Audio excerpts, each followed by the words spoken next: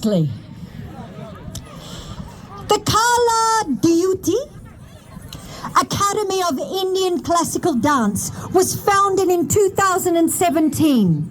They use traditional learning and development, and they encourage the creative presentation and discussion, and they provide opportunities to grow and to make new connections through exploring Indian classical dance.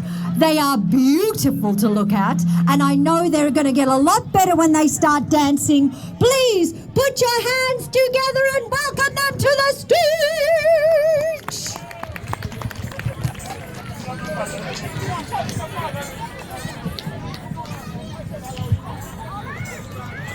A very good afternoon to everyone present here. My heartfelt thanks to the Brimbank Council for inviting us to be a part of the B-Bowl Festival 2024. We are a Bharatanatyam dance school, and today we are going to be presenting a couple of dance choreographies in Bharatanatyam. So our first presentation, like in Indian culture, we believe that it brings good luck and success by praying to Lord Ganesha, the elephant god.